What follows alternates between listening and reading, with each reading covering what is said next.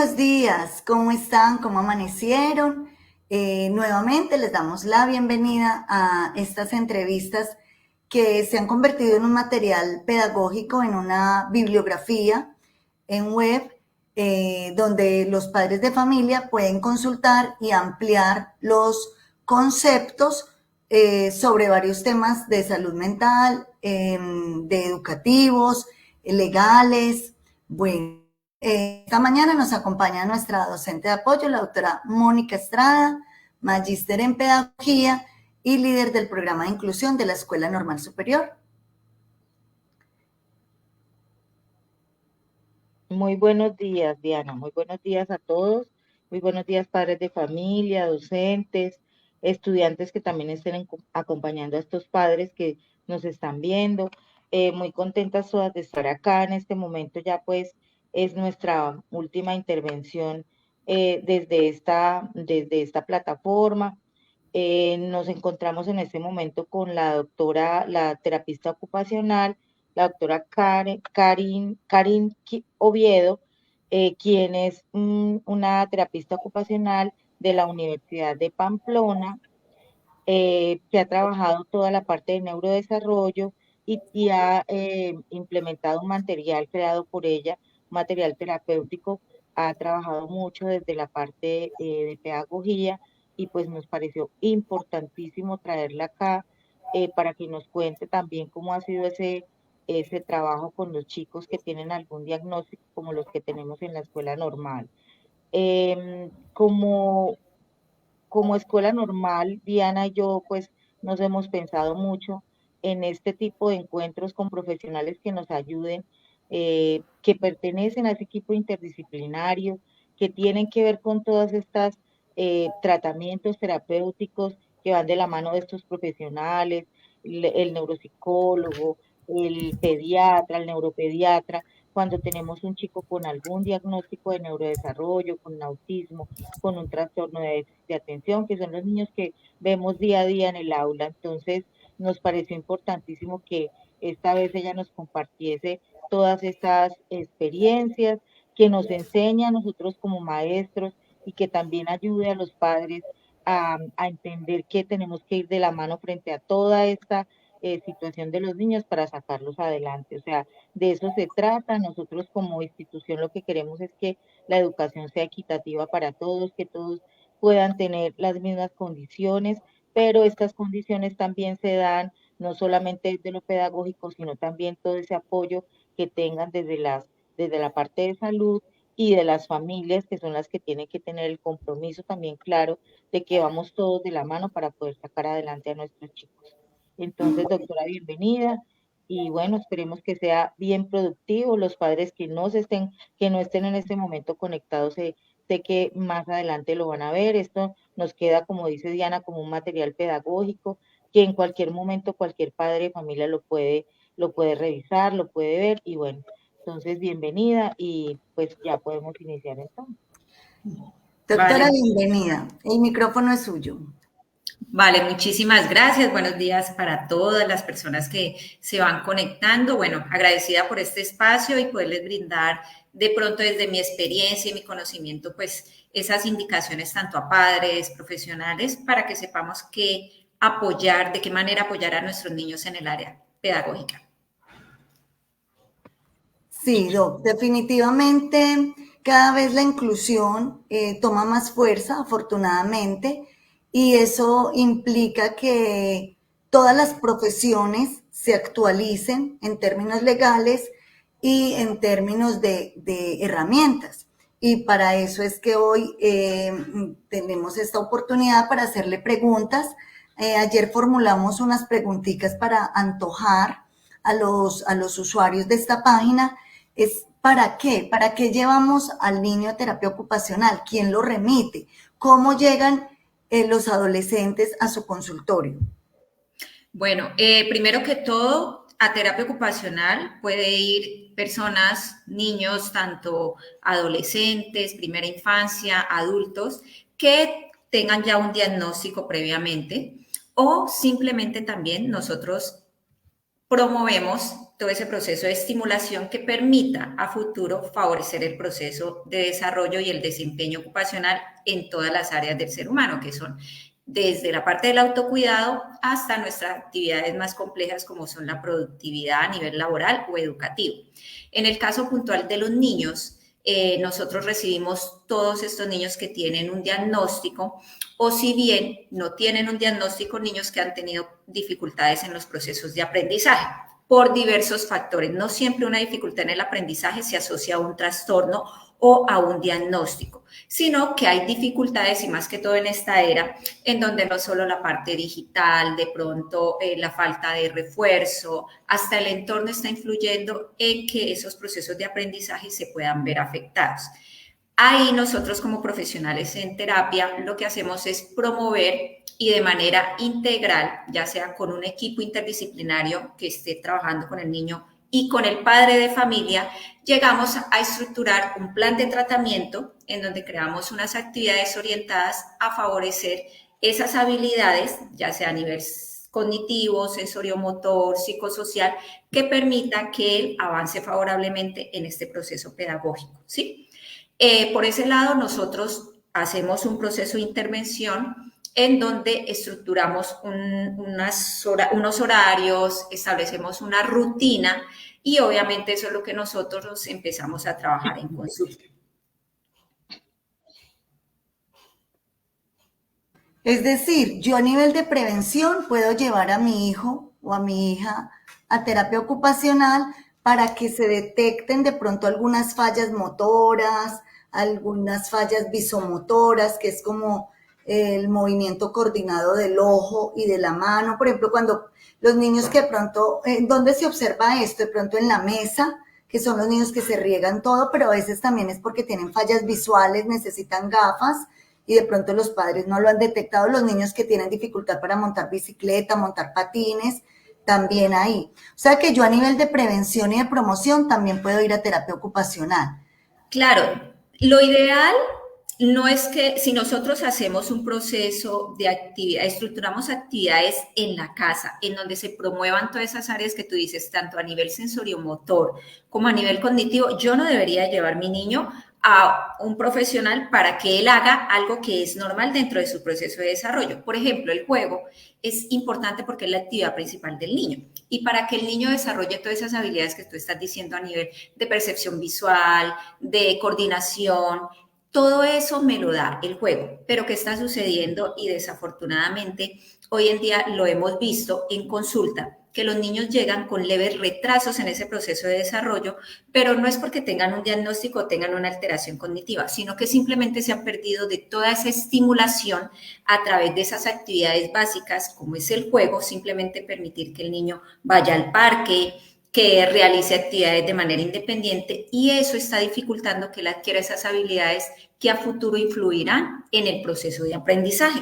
Porque un niño que no tiene una buena coordinación oculomanual, que no ha definido su lateralidad, que no tiene un buen agarre del lápiz, pues va a ser un niño que va a tener problemas en el proceso de escritura, ¿sí?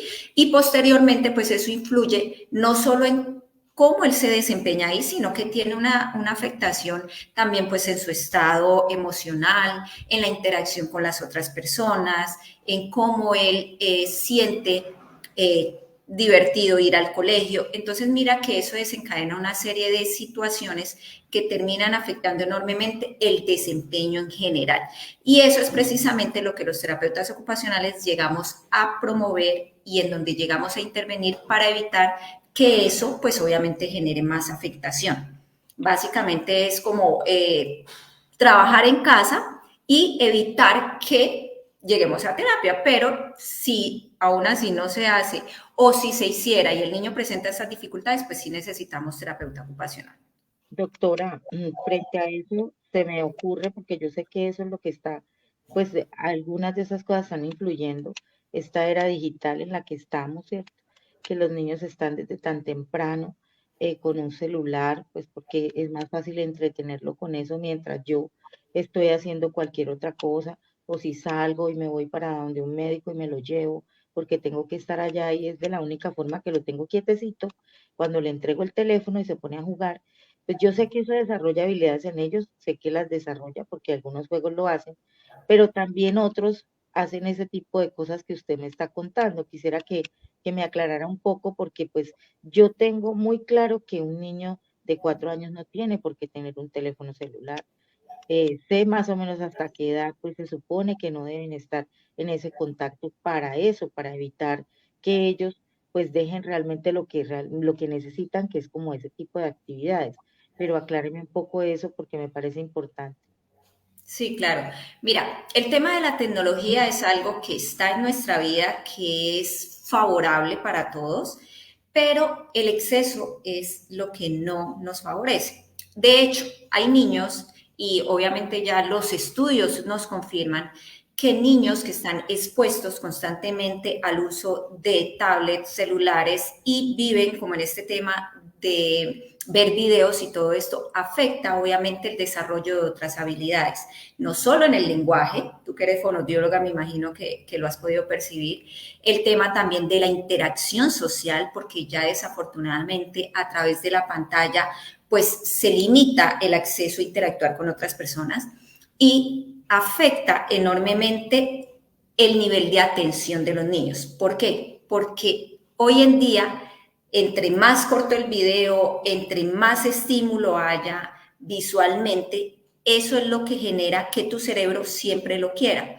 Cuando tú estás en una clase en donde no hay ese sonido que te da las pantallas, en donde no hay esa iluminación, automáticamente tu cerebro pierde el interés por eso, ¿sí? Entonces, esa constante estimulación favorece en ciertos momentos, porque yo a través de una pantalla puedo también desarrollar habilidades, pero cuando se hace a largo plazo, cuando no se tiene control sobre esto, estamos afectando la atención, el nivel de concentración, la tolerancia a las actividades, porque son niños que poco quieren interactuar o realizar otro tipo de actividades, son niños que adoptan el sedentarismo, entonces niños que poco se mueven, y todo esto va afectando ese proceso de desarrollo psicomotor que necesitamos que se adquiera para poder que el niño tenga un buen desempeño en otras áreas.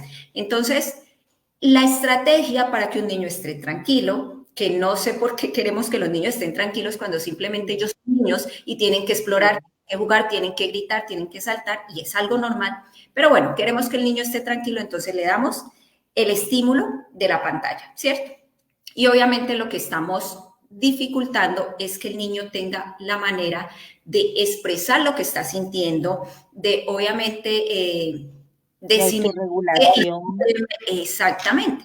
Y más cuando son niños tan pequeños. Entonces, un niño de 3 años que hasta para comer le ponen el celular, pues obviamente es un niño que va a afectarse el desarrollo de esa actividad.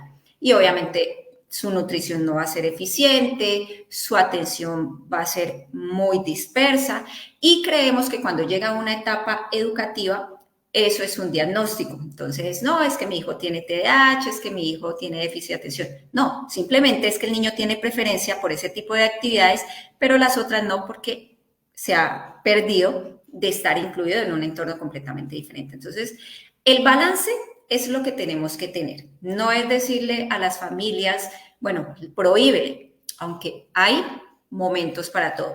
Yo soy una de las que piensa y por experiencia creo que un niño de 3 años puede verte máximo 10, 15 minutos de un juego o de un muñequito, ¿sí?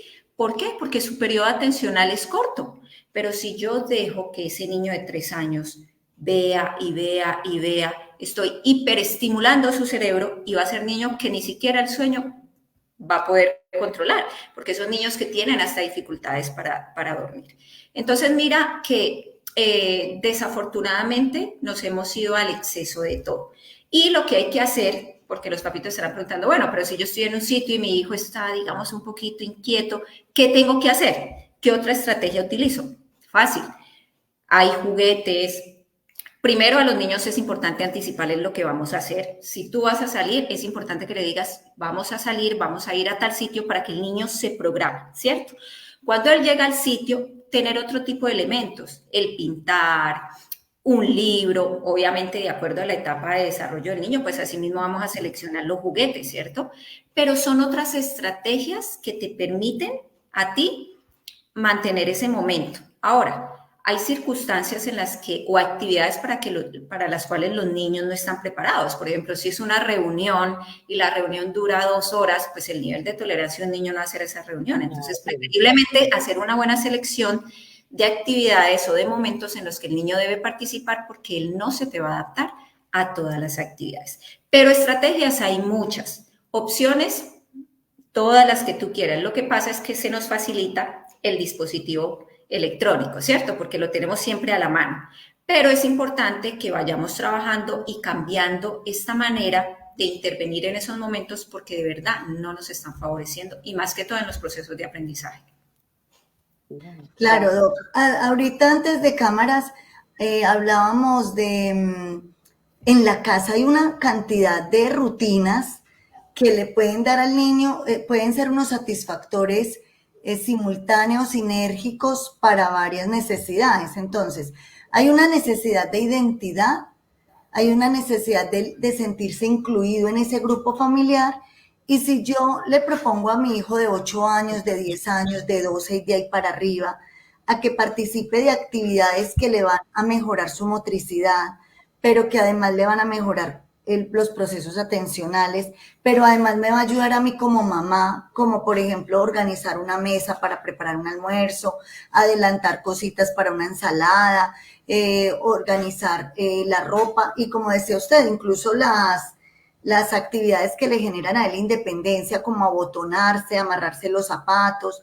¿Qué ideas le podemos dar a las familias para que desde casa puedan utilizar los elementos? Yo recuerdo, por ejemplo, a mi hija cuando era bebé le dábamos, era por ejemplo, vasitos desechables para precisión, para meter, sí, para meter cosas, o los niños más grandes. Recuerdo la mezcla de lentejas con frijoles para separar esas cositas. Eso hay que volver a esas prácticas tan empíricas de las abuelas, pero que en su momento funcionaban. Pero también el hecho de que organicen en una nevera un mercado. Eso es un proceso atencional y de concentración, pero además está ayudando a que el niño tenga un sentido de pertenencia por su familia. Entonces, no sé, Doc, de esas experiencias de rutinas en casa. Claro, lo primero que hay que hacer en casa, lo que tú acabas de decir, establecer una rutina. Todos tenemos rutinas y las rutinas nos permiten tener una organización, ¿sí? De hecho, un niño que no tiene rutinas, pues va a ser un niño que no se va a adaptar fácilmente a otro tipo de entornos. Las actividades cotidianas, como comer, como lo que tú decías, organizar la ropa, comandos como tráeme esto y guárdalo allá, son actividades básicas que no requieren ni siquiera de juegos ni de elementos costosos ni nada súper estructurado, sino que es algo tan cotidiano en donde tú vas a estar promoviendo el desarrollo de esas habilidades.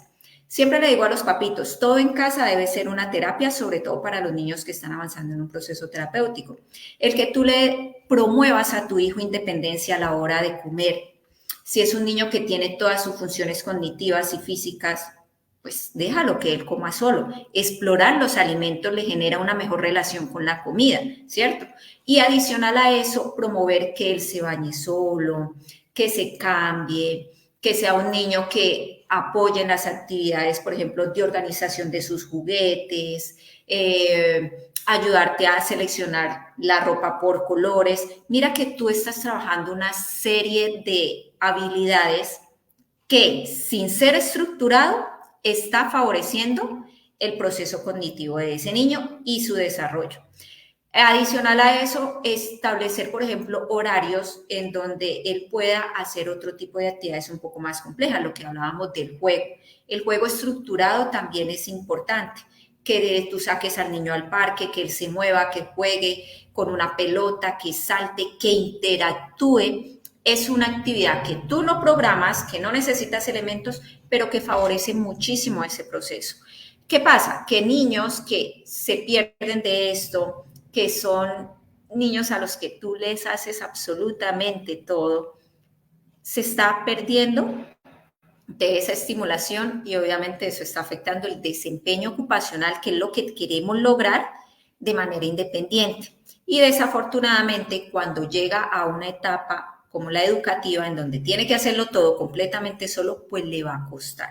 Y va a ser un niño que va a empezar a tener un bajo desempeño en esa área porque precisamente durante etapas anteriores no se promovió toda esa independencia. Entonces siempre vamos de lo simple a lo complejo. ¿Y lo simple qué es? Actividades básicas. Un niño que ya sabe ir al baño, que come solo, que se viste, es un niño que ya está preparado para un entorno escolar en donde la exigencia va a ser mucho mayor. Entonces, las actividades básicas te sirven como estimulación, ¿cierto? Todo lo que hablábamos, no necesitamos estructurar todo el tiempo, porque yo sé que muchos estarán pensando, bueno, pero yo no puedo sentarme a pensar qué actividades hacerle todos los días a mi hijo o a mi hermanito. No, involúcralo dentro de las actividades básicas y ahí vas a estar favoreciendo ese proceso de desarrollo. Doctora, bueno, esto ya pues lo habíamos tocado también antes. Me parecería pues como importante que miráramos y nos contaras pues como cuáles son esos, de pronto esos tipos de trastornos que aborda una ocupacional, cuál es ese desempeño en esa actividad terapéutica, o sea, para que el padre de familia sepa y pueda como empezar a pensar y a mirar, porque es que lo que a uno le dicen en la cotidianidad es no, Mónica, yo pues, Diana, Mónica, no, yo no, es un desgaste, es mi tiempo, es económicamente, mira todo lo que yo me gasto para llevar el niño allá, y yo veo que esa señora lo único que hace es jugar con él, jugar y jugar y jugar, saca rompecabezas y lo pone a armar, lo pone a rayar, lo pone a dibujar, ¿cierto? Nosotras pues todas entendemos pues porque hemos estado como en esa dinámica con ellos y las que trabajamos en consultorio pues también tenemos esa experiencia, pero me parece importantísimo porque pues yo aparte de que sea una profesional en esto, también soy mamá y a mí también me interesa, yo también soy una persona que si llevo a mi hijo a una terapia pues yo también miro si realmente es efectiva o no, si yo digo grupal, no, grupal a mí no me parece, pero cuándo se puede grupal y cuándo no, que eso también es importante, o sea, cómo es que si a mí la EPS me proporciona este tipo de terapias, entonces yo sé, listo, yo sigo con la EPS, pero siento que tengo que reforzar porque eso que me están brindando allá no todo es, cómo tengo que también luchar por eso, porque también hay que mirar que no me puedo quedar solamente con eso. Si me lo dieron grupal, entonces yo ahí me quedo, no, yo exijo que sea individual. Entonces es como todas esas cosas que me parecen importantes, esa información para los padres en este momento. Sí, bueno, un proceso terapéutico siempre es individualizado, ¿sí? Cada profesional decide dentro de su, primero, evaluación, cuáles son esas áreas a intervenir. Después establece unos objetivos terapéuticos en donde se organiza una serie de actividades que son estructuradas, que permiten abordar de manera interdisciplinar o de manera terapéutica ese caso puntual. El juego es la actividad principal de los niños. Así como los adultos trabajamos, el juego es su actividad principal. Por eso los terapeutas utilizamos el juego como nuestra estrategia de intervención, pero ese juego siempre tiene un objetivo. Quiere decir que la terapeuta que pone a armar un rompecabezas tiene claro cuáles son las áreas que va a intervenir o que va a abordar a través de ese rompecabezas, ¿cierto? Eso no es algo esporádico y que simplemente lo pongo a jugar, ¿no? El juego, como ya entendimos, es la estrategia que nosotros utilizamos, porque si nosotros no utilizáramos el juego, ténganlo por seguro que el interés del niño no sería el mismo, ¿cierto? Entonces, esas actividades que se estructuran de esa manera y que se hacen individualmente son porque obviamente el niño las requiere. Pero en cuanto a las actividades grupales, cuando el niño va avanzando en un proceso y tú necesitas como profesional reforzar el desempeño a nivel psicosocial, tú tienes que incluirlo dentro de un grupo, porque tú cómo vas a promover comunicación, interacción, adaptación al entorno si no lo incluyes dentro de un grupo, ¿cierto? Porque nosotros solitos no estamos. Entonces, es importante que entendamos que todas esas actividades que se hacen son estructuradas. y que esas actividades son las más adecuadas para ese caso particular, independientemente si se llevan en una institución que son las terapias que te da la IPS o son unas terapias particulares.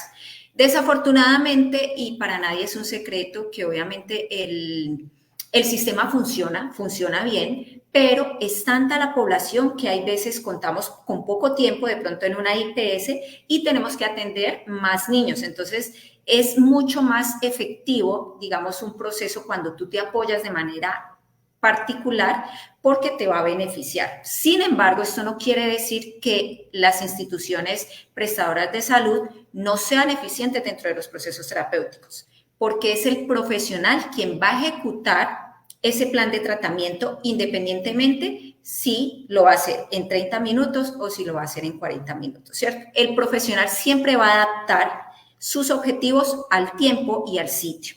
Y esto es algo que es eficaz y que por eso los procesos terapéuticos funcionan, porque yo he sido profesional, yo ahorita digamos ya realizo mi consulta particular, pero yo también realizaba atención en instituciones de salud y obviamente es completamente favorable el proceso terapéutico, porque como les menciono, es una estructuración que ha hecho previamente el profesional.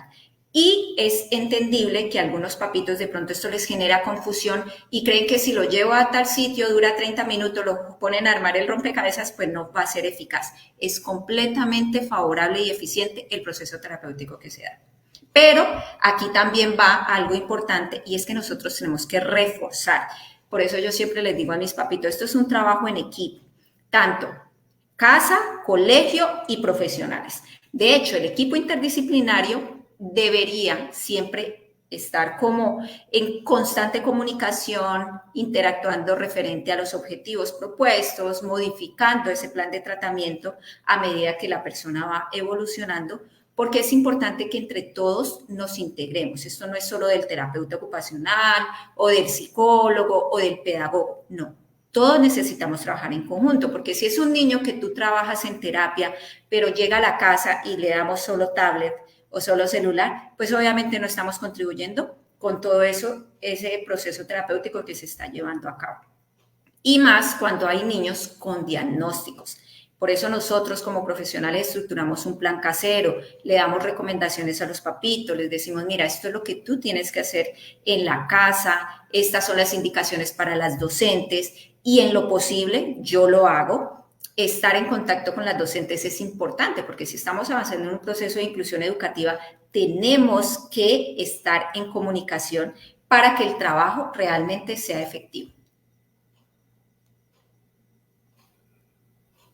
Sí, definitivamente la persona en desarrollo, tenga la edad que tenga, porque incluso a terapia ocupacional también van personas por alteraciones en la conducta alimentaria, van por alteraciones asociadas a sustancias psicoactivas, también van personas por deterioro cognitivo mayores, porque quieren mejorar sus procesos atencionales. O sea, independientemente, ese cerebro, esas emociones de esa persona en desarrollo, necesitan es que varios profesionales la acompañen en el curso de vida donde estén, ¿cierto? Si estoy en la adolescencia, pues en la adolescencia. Si estoy para entrar a la universidad, porque muchas veces todas las situaciones que se quedaron pendientes, a las que no se le prestaron atención en octavo, en noveno, en quinto de primaria, cuando tú ya sacas 4 millones de pesos y pagas un semestre de la universidad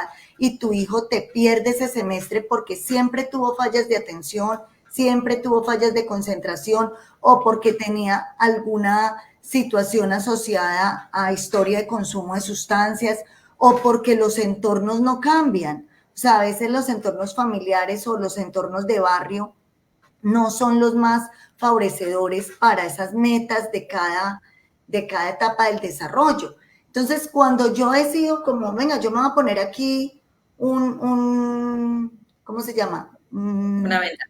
Una venda, me la voy a poner para no ver que mi hijo tiene autismo. No, me la voy a poner para, ay, no importa eso del TDAH, eso todos tenemos TDAH.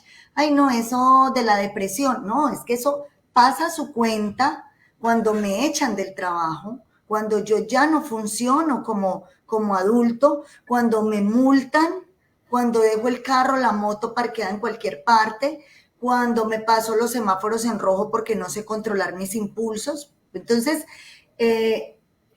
ahí es importante que la familia sepa que es todo un equipo interdisciplinar, ¿cierto? Y que son varias estrategias.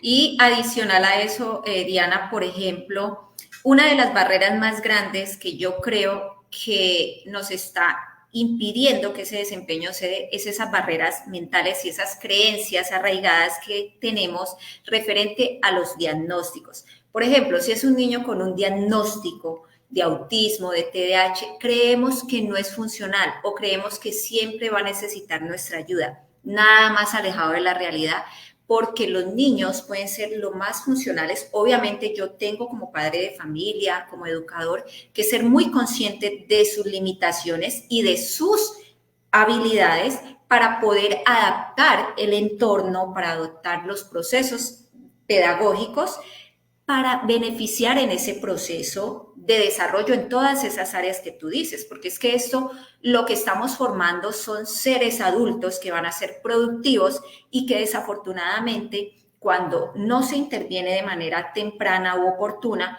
pues a futuro se desencadenan esa serie de situaciones que tú estás mencionando, que afectan completamente su desempeño en todas sus áreas. Y hoy en día hay otro tema adicional y es el tema del consumo. Entonces, niños que tienen problemas atencionales, que han sido ya adolescentes, hablemos en este caso de adolescentes que siempre han sido los niños, es que tú no eres bueno en el colegio, es que a ti siempre te va mal, y estar juzgando constantemente pues genera unas alteraciones y unas dificultades en cómo él se percibe, en la creencia en sus habilidades, y obviamente es fácilmente influenciable o es vulnerable a que pueda caer en una situación de estas de consumo, ¿sí? O de adicción a cualquier otro tipo de cosas, porque no solo están las drogas, están las pantallas, están otro tipo de situaciones, el juego, en donde se generan adicciones, porque es la forma de escaparse de ese juicio constante en donde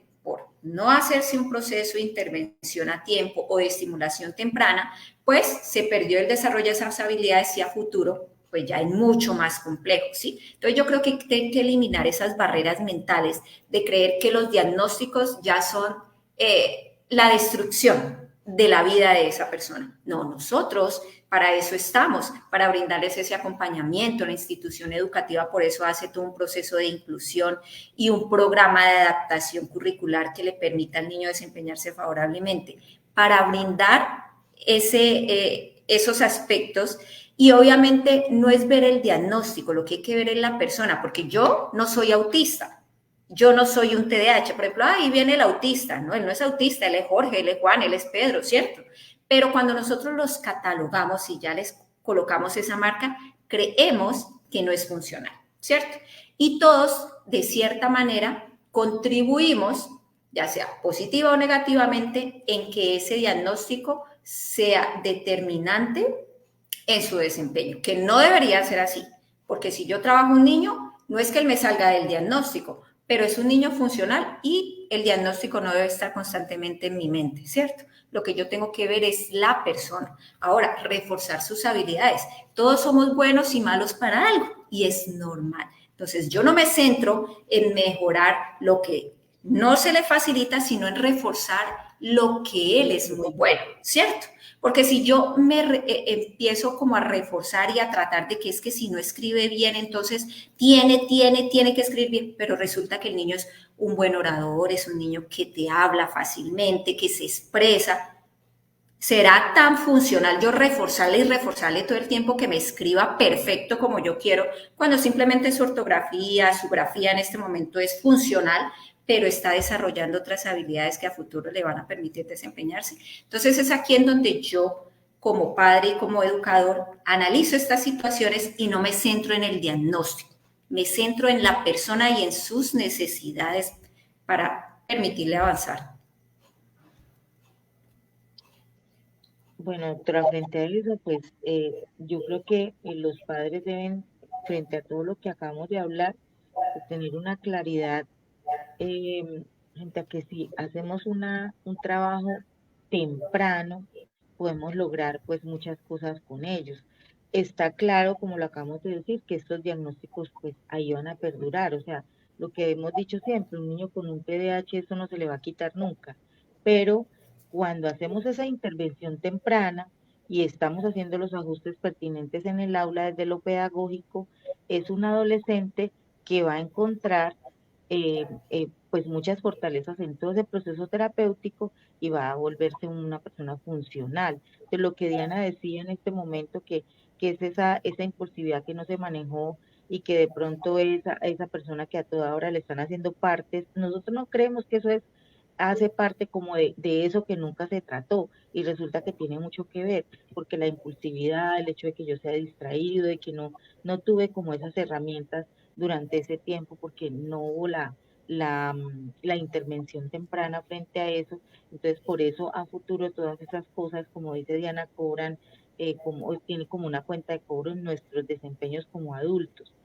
Entonces, pues de ahí la importancia, papás, de que si este proceso terapéutico se lo envían al niño, lo que importa es la persistencia de ese tratamiento, porque va a llegar un momento en que la terapeuta va a decir, estás, creo, y eso quiero que me lo aclares, o sea, ya estás, eh, ya creo que no necesitas más de mi apoyo, ya tienes las herramientas necesarias, ya podemos decir que hasta aquí llegó mi intervención contigo desde lo terapéutico, hicimos el trabajo con la familia porque eso es importantísimo.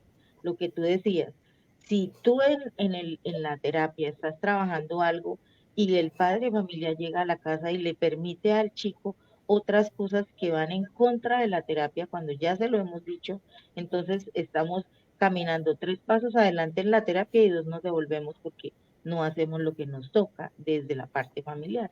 Entonces es eso. Cuéntanos también como ese hasta dónde se llega, o si hay unas etapas y unas edades, por ejemplo, para los niños de trastornos. Entiendo que cuando llegan a la adolescencia, desde la parte hormonal se organizan varias cosas también a nivel cerebral, y eso hace pues que ellos, como que si tienen una terapia constante y donde se ha hecho todo ese trabajo con la familia, ya podemos decir, hasta aquí estás funcional y vamos a sigue tú en el camino practicando lo que ya aprendiste. ¿Cierto? Sí, claro. Digamos que dentro de nuestro ciclo vital todos pasamos por momentos así como podemos recibir atención terapéutica en la primera infancia, posiblemente en la adolescencia necesitemos reforzar o en la adultez, pero todo tiene un tiempo, ¿cierto?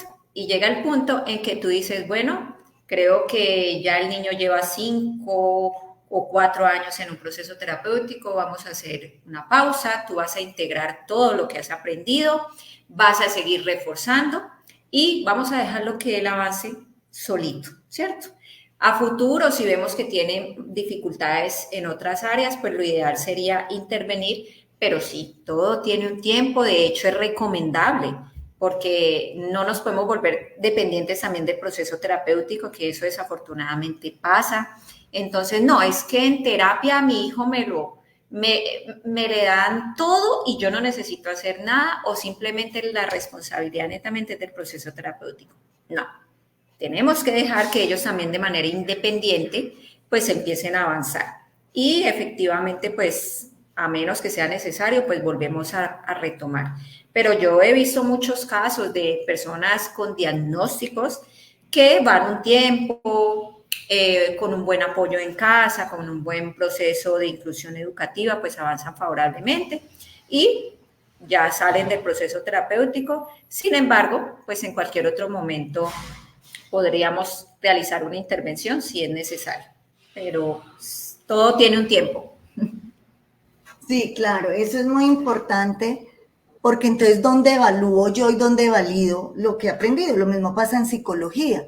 Me imagino yo que en fono pasa algo similar. Son en esas primeras etapas donde necesitan esas 2, 3 terapias a la semana muchas veces, pero que ya en la adolescencia con una al mes o 2 al mes para uno ir supervisando. De todas maneras, yo sí les sugiero pues a los padres de familia que tienen acostumbrados a sus hijos a esas rutinas de ir a terapia, que tampoco de manera fuerte, de manera radical las eliminen Sí, o sí. dejen, sino paulatinamente. Porque lo que usted decía, a veces uno se acostumbra a unas rutinas y son rutinas protectoras, favorecedoras de otros procesos. Doc, si yo fuera una maestra de quinto de primaria, tengo niños extra edad de 13, 14 años, digamos que tengo 3 niños con trastornos de conducta, desafiantes, de pronto tengo estos niños que se desmotivan, tengo niñas de pronto que se les dificulta concentrarse. Usted, si yo le pagara a usted una asesoría y le dijera, venga, yo de qué manera organizo mis clases, de qué manera dispongo unos materiales, qué me puede ofrecer usted con estos materiales que usted ha creado para hacer ese aprestamiento, para hacer ese proceso de activación de esos dispositivos básicos del aprendizaje que son la atención, la concentración, la motivación. Entonces, ¿de qué manera usted como terapista también se puede volver una asesora de un maestro, de un profesor de escuela? Sí, bueno, de hecho, algo que tenemos que tener muy claro es que primero todos aprendemos de manera diferente, ¿cierto? Y no solo las personas que tienen algún diagnóstico requieren una educación adaptada a sus necesidades y a sus preferencias ocupacionales, ¿cierto? Y eso es precisamente lo que hoy en día, afortunadamente, estamos transformando, la forma de enseñar. Yo sé que a todos al principio nos enseñaron de una manera, si nos iba bien, pues fabuloso, y si nos iba mal, bueno, refuerce, haga estas cosas, pero sin mayor interés. Hoy nos damos cuenta, y aquí va lo de las inteligencias múltiples, que todos tenemos una inteligencia que me permite aprender favorablemente de esa manera. Entonces yo he diseñado un material de apoyo con un enfoque terapéutico, pero de apoyo para el aula, con el fin de brindarles esas estrategias a los docentes, a los padres de familia, a los demás profesionales, para que dentro de sus procesos educativos o terapéuticos, pues los utilicen y sepan cómo promover esas habilidades que se requieren para ese proceso de aprendizaje. Entonces, los niños que están en una etapa inicial, porque pues mi material por lo general va a partir de los 2 años hasta los 6, 7 años, es la etapa en la que tú desarrollas todas esas habilidades a nivel perceptuales, motoras, sensoriales y cognitivas que te permitirán adquirir todo ese proceso de aprendizaje. Entonces, estos materiales lo que me permiten es, si el niño está avanzando en un proceso gráfico, pues reforzar las habilidades previas que adquiere para poder llevar a cabo ese proceso gráfico. ¿Cuáles son esas? La lateralidad, la percepción visual, la orientación espacial, coordinación oculomanual, el trazo inicial, porque todo tiene un proceso evolutivo. Y cuando el niño no me evoluciona favorablemente, pues obviamente va a tener a futuro dificultades en esos procesos, que son bastante complejos, porque creeríamos que escribir es algo fácil y natural, y no, resulta que yo tengo que estar preparado para poder hacer eso, ¿cierto? Entonces, ese material precisamente es ese apoyo que yo le brindo a los docentes para que ellos dentro de sus aulas tengan y cuenten con otra clase de recursos adicionales a obviamente todo el proceso que ellos hacen, pero que de cierta manera les benefician en esos casos puntuales que tú me dices, porque hay niños que se distraen fácilmente, hay niños que son lentos con el trazo. Estos recursos precisamente son adaptados a esas necesidades y le facilitan a los profes de cierta manera pues llevar a cabo un proceso de estimulación en esas áreas que necesitamos que se desarrollen. Entonces, tengo los libros que dependiendo la necesidad o la preferencia del estudiante, pues asimismo hay un libro para todo. Entonces están los kits de grafomotricidad, que es todo esto que me permite desarrollar las habilidades previas al proceso de escritura. El kit de lectoescritura, por ejemplo, ya cuando un niño está avanzando en un proceso lector, pues necesitamos que él tenga una conciencia fonológica, que sea un niño que comprenda lo que está leyendo. Y este material consolida todos esos elementos que le facilitan ese proceso. El kit matemático, por ejemplo, las matemáticas es el dolor de cabeza, yo creo que para muchos todavía, ¿cierto? ¿Por qué? Porque es un poquito difícil o porque hay veces la metodología no es tan chévere para enseñar matemáticas, pero uno se preguntará, bueno, ¿yo cómo enseño a jugar, a sumar jugando? O sea, no se me ocurre. Pues sí, hay una forma de tú enseñar jugando y eso genera interés en el niño, ¿cierto? Y obviamente este kit consolida algunas de esas estrategias que yo he puesto en práctica en los procesos terapéuticos y que le permite precisamente al docente llevar a cabo ese proceso de enseñanza, pero de una manera un poco más divertida para los niños. Adicional a eso, tengo el kit de inglés, tengo las tarjetas didácticas, por ejemplo, para favorecer el trazo, la direccionalidad de las letras. Muchas veces los niños que tienen confusión en los trazos, que te confunden la D con la B, la P con la Q, esto no solo es un tema de escritura, es un tema de lateralidad, ¿cierto? Pero precisamente estas tarjetas lo que permiten es facilitarle al niño ese trazo. ¿De qué manera? Dependiendo la etapa en la que se encuentre. Ahora, yo enseño a escribir con trazos lineales porque es mucho más fácil dentro de la evolución de la pinza y del trazo que el niño me haga trazos amplios y luego me haga trazos mucho más pequeños y mucho más precisos, ¿cierto?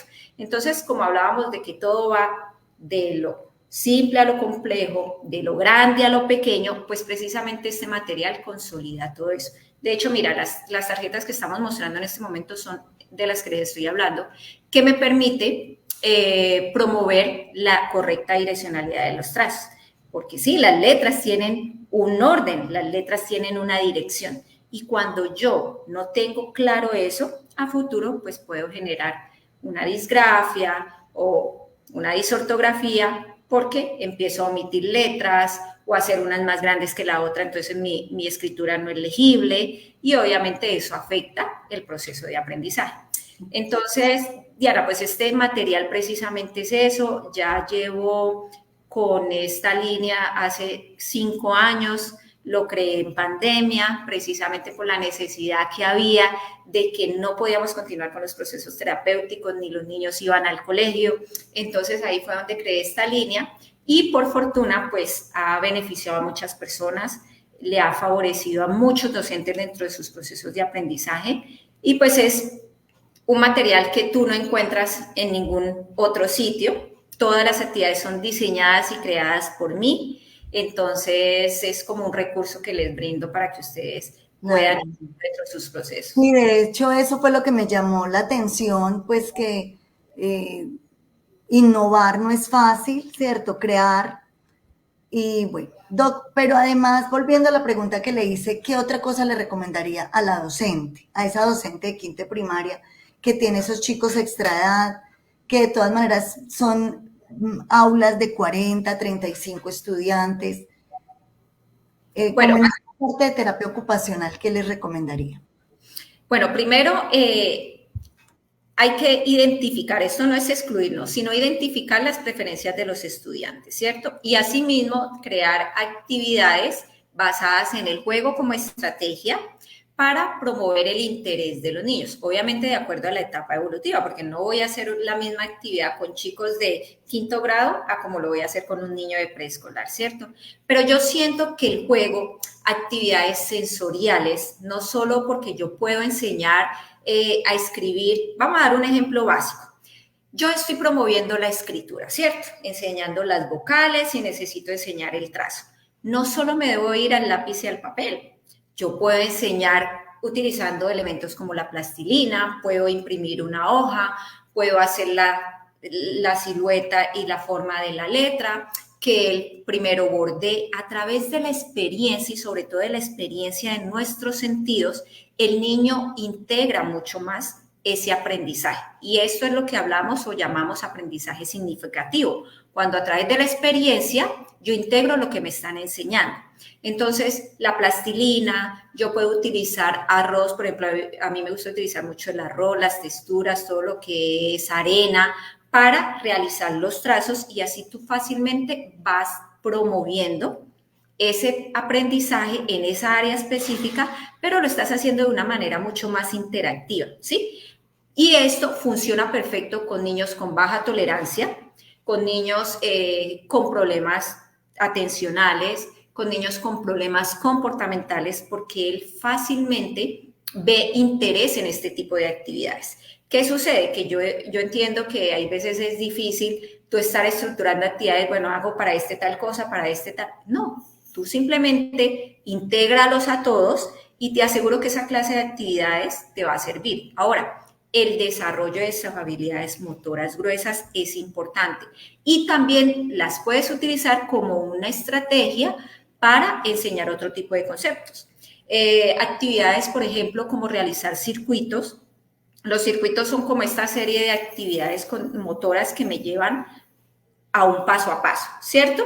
Exacto. Y eso a futuro yo puedo integrarlo dentro de un proceso de escritura o de enseñar los números. Entonces vamos a saltar el lazo, luego vamos a correr y llegamos allá y armamos la torre de los números. O vamos a hacer la suma tal. Entonces mira que el juego... Hay movimiento. Claro, y hay Y movimiento. también estar sentados en un escritorio, mirando un tablero, mirando un televisor. Y de hecho, mira, nos hemos dado cuenta, y la ciencia lo comprueba, que nuestro nivel de tolerancia y de atención da lo que nuestra posición y nuestra postura nos permite. Por ejemplo, si yo soy una persona que estoy todo el tiempo sentado, me voy a cansar y mis periodos atencionales se van a ver afectados. Ahora, yo tengo que saber estructurar las actividades de acuerdo a la etapa de desarrollo, porque yo no voy a hacer actividades de 30, 40, 50 minutos para un niño que está en preescolar, cuando su nivel atencional es de máximo 15, 20 minutos. Y eso, que es un exceso, ¿cierto? Entonces, si yo tengo claro en esa etapa evolutiva y de desarrollo en la que él se encuentra, yo así mismo voy a adaptar mis actividades. Ahora, con los chicos mucho más grandes, pues yo puedo ir incrementando esos tiempos, pero el estar siempre sentado, siempre en la misma posición, mantenerse atento. Ahora, los distractores influyen muchísimo, ¿cierto?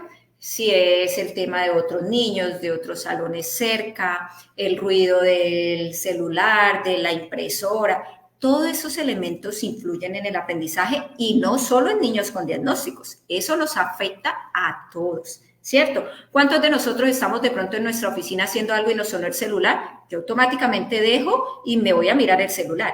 Y si no tengo la capacidad de retomar, tenlo por seguro que me quedo de una vez viendo Instagram, Facebook, todas esas cosas, ¿cierto? Pero la capacidad que yo tenga de nuevamente retomar a la actividad es lo que me determinará cómo yo hago esta misma. Pero eso también está influenciado por el nivel de motivación que yo tenga, por el agrado que yo tenga en esa actividad. Entonces, yo siempre le recomiendo a los docentes utilicen otras herramientas. El juego es su principal actividad, utilícenla, que uno aprende jugando. De hecho, es la experiencia y es mucho más enriquecedor aprender a través del movimiento, aprender a través del juego, a través de mis sentidos, porque yo estoy integrando fácilmente todo lo que me están enseñando.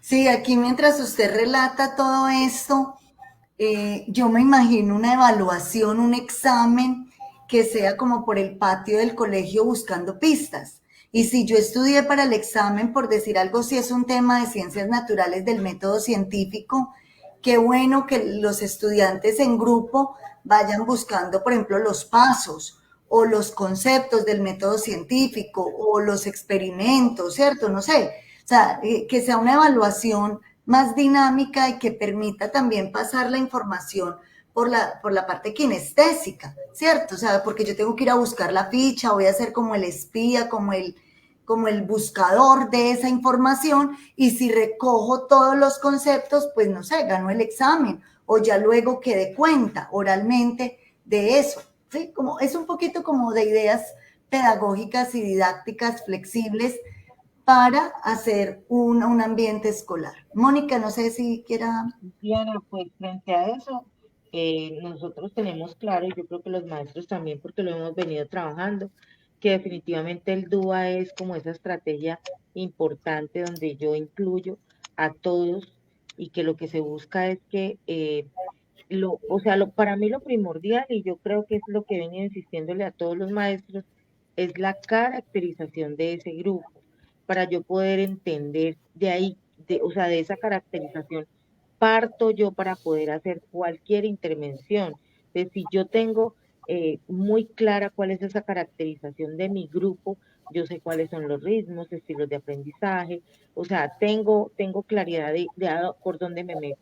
Y si aplico DUA, que sería pues lo ideal, y estamos en esa tarea todos de ir implementando todas estas estrategias, entonces vamos a llegar a cada uno con diferentes metodologías y cosas innovadoras que sé que si lo vamos a plantear para un chico, le va a servir a todos en general, porque eso es lo que eso es lo que realmente se tiene que ahí donde tenemos que llegar. O sea, que si vamos a buscarle eh, la intervención a uno de los chicos porque es necesario que él aprenda de esa manera, cuando hacemos ese tipo de actividades lúdicas y así innovadoras y todo esto, nos damos cuenta que no es solamente él el que necesita, es que son todos, es que son todos porque al intervenir al grupo, ellos todos van a participar y se van a dar cuenta que es enriquecedor trabajar así. Entonces, pues, Y todas aprender esas... debe ser divertido, o sea, porque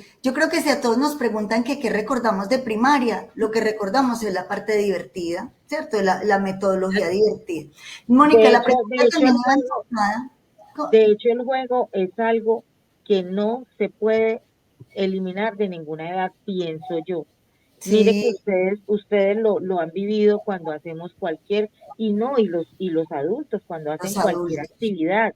Si van a la iglesia y hacen una intervención, ¿quién disfruta más sino aplaudiendo y bailando? Y eso no hace parte de movimiento y de juego, o sea, de Claro, la lúdica que de necesita la el lúdica. cuerpo. O sea, Sí, eso va, como dice la doctora, en diferentes niveles, porque así debe ser. Los que en edad preescolar pues deben ser unos, adolescentes otros, y nosotros adultos otras. Pero a veces los adultos volvemos a ese niños y nos sentimos súper bien. Entonces realmente el juego no desaparece. Pienso sí. que es una estrategia importante. Doctora Karin y Mónica, la pregunta específica, pues como con un caso, el que me inventé, pues va muy direccionada y la intención es porque nosotros tenemos el PFC, que es un programa donde los estudiantes se matriculan a algo técnico y salen como profesionales de la educación, ¿sí? En un nivel técnico. Y pues parte pues de la intención de esta grabación es que los docentes que les enseñan a ellos utilicen este material para hacerles ver y como un pretexto pedagógico para ellos ya ahondar en sus didácticas, ¿sí? Entonces es más que todo pensando en eso.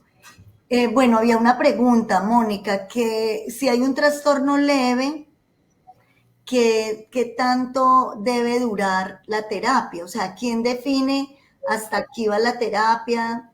Las recomendaciones que ustedes manden al sistema educativo es muy importante, doctora. Ujú. Sí, bueno, Es que, ujú. sí, definitivamente el que envía y el que decide si ya no se hace es el médico con los conceptos y los informes que haya enviado el profesional de terapia, porque somos nosotros los que evaluamos qué tanto ha progresado dentro del proceso terapéutico. Pero sí es importante analizar más allá de si será que es que necesita más tiempo o no, es el nivel de funcionalidad y el grado de independencia que él ha adquirido durante ese proceso, porque si es un chico que todavía necesita apoyo, es un niño que todavía no tiene un buen desempeño, pues indudablemente va a requerir todavía el proceso. Entonces yo creo que más allá de ver si es 1 año, 2 años y 5 años y ya lleva demasiado tiempo, no es suspender las terapias por tiempo, sino por el nivel de funcionalidad que él haya adquirido. Diana, de acuerdo, mira, y sobre todo porque es que no estamos trabajando con cerebros, ¿sí? O sea, eso tiene mucho de largo como de ancho. Entonces, yo le puedo decir desde, por ejemplo, desde el lenguaje de un padre de familia que un niño que tiene una dislalia, entonces yo le digo, no, vamos a tener 6 meses de tratamiento, no. O sea, es algo que yo no lo puedo determinar de esa manera. Lo acaba de decir la doctora, es de acuerdo a su funcionalidad, ¿cierto? Y por eso vuelvo e insisto, porque creo que es fundamental. Insisto en que es de la mano con la familia. Si yo trabajo en casa ciertos ejercicios para que mejore su lenguaje, pero en casa le siguen hablando igual, le siguen permitiendo que siga pronunciando de la misma manera, porque se le oye tan lindo, tan mimado, tan divino, entonces el niño sigue igual y el proceso que yo hago allá, me subo 3 pisos, pero en casa me retrocedo 2 pisos. Entonces es eso, es que trabajemos como equipo y frente a eso la terapeuta ya sabe si realmente funciona, si ya en un año, listo, yo ya veo que no, ¿cierto? Entonces es más que eso, hay que jugar con todas esas cosas, con el cerebro del niño, con lo que hagamos en casa, con lo que hagamos como equipo y realmente la decisión pues es de qué tan funcional sea este chico para yo decir hasta aquí llegamos, ya logramos el objetivo, ¿cierto? Entonces es eso, Diana, pienso que hasta ahí, Ok. sí, Y de doctora, pronto, sí, sí, también para agregar a eso que dice Mónica, es no a las comparaciones, porque puede que yo tenga dos niños con el mismo diagnóstico, pero uno va a terapia y evoluciona de una manera distinta al otro. Entonces, no creer que es que o con mi hijo no se está haciendo bien, o es que la terapeuta no está haciendo lo correcto con mi hijo. No, es que lo que tú acabas de decir, estamos trabajando con cerebros y cada cerebro es distinto al otro. Y puede que tengan el mismo diagnóstico, pero nunca van a Los tener ritmos, la misma ¿no? evolución. Tienen Entonces, particularidades, sí, y completamente los de acuerdo. ritmos, sí, claro. Doc, uno como madre o como maestro la puede contactar a usted para una asesoría virtual. ¿Qué tanto se podrían hacer algunas terapias ocupacionales de manera virtual? bueno, yo estoy ubicada en Cali. Ahí están mis datos, mi cuenta de Instagram, me pueden seguir. Yo por Instagram comparto muchos videos, comparto muchas cositas para que los padres y docentes pues estén como actualizados y pongan en práctica dentro de sus procesos. Pero sí hay procesos que se pueden adelantar de manera virtual y otros que pues se requieren sí de manera presencial. Entonces las personas que estén acá en Cali pues me pueden contactar aquí a través de mis cuentas o el número de WhatsApp. Pero hay actividades o, perdón, intervenciones que se pueden realizar de manera virtual. Por ejemplo, yo manejo el tema de trastornos de la conducta alimentaria, eso lo podemos manejar virtual. Orientación a docentes, también lo podemos manejar virtual. De pronto, todo el proceso de apoyo e indicaciones frente a cómo brindarles estas estrategias o poner en práctica estrategias dentro de sus procesos pedagógicos, también lo podemos hacer de esa manera. Entonces, me pueden contactar. Cuéntenos un poquito cómo es eso de las terapias dirigidas a personas con trastorno de conducta alimentaria. Bueno, desafortunadamente, hoy en día tenemos un serio problema con la alimentación. Todavía no se nota mucho porque está por allá escondidito, pero hay muchas personas que tienen problemas en sus procesos de alimentación. En este caso, los niños con selectividad alimentaria, que son esos niños que siempre tienen una dieta muy restringida, que solo comen de cierta manera, en cierta temperatura, o que te comen siempre lo mismo, pues obviamente tienen un problema de nutrición que afecta enormemente todo, de hecho hasta el aprendizaje, el desarrollo cerebral y en general, y obviamente hay que llegar a intervenir en esos casos. Esas sesiones, pues obviamente son primero analizar cuál es la dificultad que se presenta y posteriormente estructurar un plan de tratamiento orientado a mejorar ese proceso de alimentación en los niños.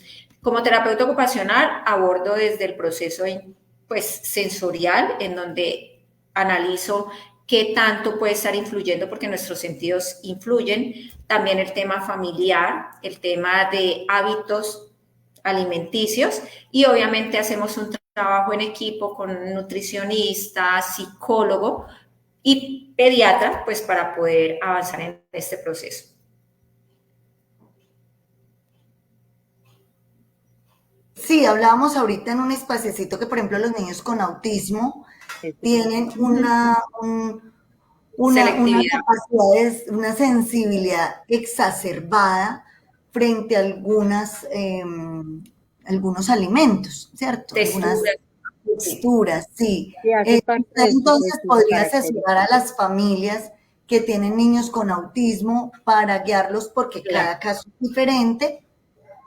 ¿Y qué ha encontrado? ¿Qué ha encontrado en esas asesorías? Por ejemplo, intereses hacia qué o aversiones hacia qué. Bueno, en el caso puntual del autismo, pues hay un proceso en donde siempre van a haber hipersensibilidad o hiposensibilidad a ciertos estímulos, ¿cierto? Esto depende y es algo particular de cada niño. Pero sobre todo en el autismo, pues sí hay ciertas preferencias a nivel sensitivo que hay veces limitan el proceso de nutrición. Entonces son esos niños que solo te comen ciertos alimentos porque toleran solo su textura de pronto blanda, otros las prefieren más crujientes, por colores, entonces necesitamos avanzar en un proceso terapéutico para poder proveer esos estímulos y lograr que su cerebro empiece como a procesar mejor esa información. Sin embargo, es algo de entender que pues en el autismo ya hay un diagnóstico, hay una condición y que obviamente pueden haber cosas que mejoren con apoyo de la familia, pero también hay otras cosas que siempre van a marcar su vida y que es normal. Ahora, todos tenemos preferencias, hay cosas que a mí no me gustan y es normal y no me hace tener un problema de alimentación. En el caso de que ya la dieta sea muy restringida, entonces niños que solo te comen pancakes y todos los días comen pancakes o que solo te comen arroz con salsa de tomate y es lo único que comen, pues ahí sí tenemos que llegar a intervenir porque pues no está adquiriendo todos los nutrientes que necesita para su desarrollo. Pero hay que tener claro que esto debe ser un trabajo en equipo y en la familia debemos cambiar ciertos hábitos también nutricionales que no contribuyen a que este niño nos esté mejorando. Ahora, el tema de los ultraprocesados, y lo hablábamos hace rato, ya no estamos comiendo comida real, que estamos comiendo lo que más fácil se nos hace. Entonces, todo viene procesado, yo solo lo meto a la olla de aire o solo lo meto al microondas y ya está lista la comida, ¿cierto? Y obviamente eso genera en nosotros también unas preferencias y limita a que nosotros podamos integrar otro tipo de alimentos. Si pasan los adultos, pasan con más frecuencia y es más considerable en niños que están avanzando en un proceso de desarrollo. Entonces necesitamos no solo llegar a intervenir al niño, sino que también hacer algunos ajustes dentro de la nutrición de la familia para que esto pues favorezca el proceso. Pero sí hay que tener en cuenta algo y es que todos tenemos preferencias y que esas preferencias son normales y que en el caso puntual del autismo hay cosas que van a estar presentes y que nosotros no las vamos a cambiar, pero sí podemos mejorar algunos otros aspectos que beneficien en su proceso de alimentación. Sí, Doc, es que ahorita hablando de esto, la familia vuelve y juega toda la responsabilidad, porque en caso de niños, niñas y adolescentes, los adultos somos los que decidimos qué llevamos a la nevera, si llevamos la gaseosa o llevamos las frutas, si llevamos las verduras o llevamos hoy en día se usa mucho hasta las sopas preparadas previamente y que no es sino meterlas a un horno y calentarlas. Entonces sí somos nosotros los que nos tenemos que informar. Doc, también tengo entendido que las personas adolescentes, especialmente que han consumido sustancias psicoactivas, pierden esta sensibilización, esta sensibilidad hacia algunos alimentos. De por sí, el exceso de dopamina que da el cannabis, que da la cocaína o que da, bueno, ya una sustancia, el mismo vapor, cambia las papilas gustativas, cambia, y además como da tanta dopamina, entonces pierdo esas ganas de estar comiendo, o sea, la producción natural del anhelo hacia el alimento se merma. Sí, claro, y no solo en esos casos, sino también, listo, la droga por ese lado hace lo suyo y obviamente termina afectando todo el proceso.